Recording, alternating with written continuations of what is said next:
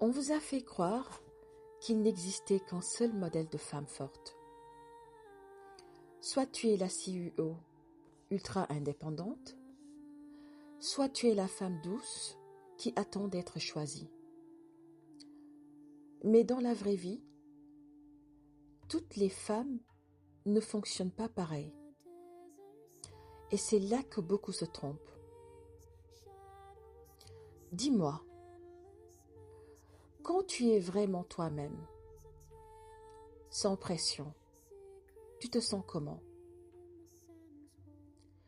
Il y a ce que j'appelle la femme lumière. Elle entre dans une pièce et ça se sent.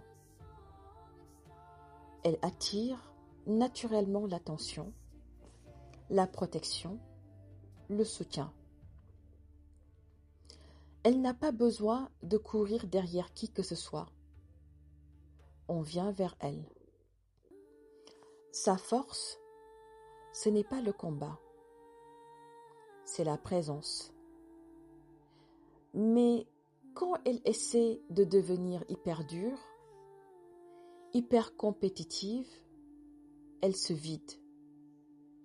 Elle n'est pas faite pour forcer. Elle est faite pour rayonner. Il y a ensuite la femme bâtisseuse. Elle, si elle ne construit pas, elle s'ennuie. Elle aime travailler, créer, organiser, diriger.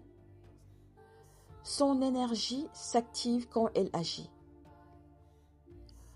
Mais si elle essaie d'attendre qu'on vienne la choisir, elle devient frustrée.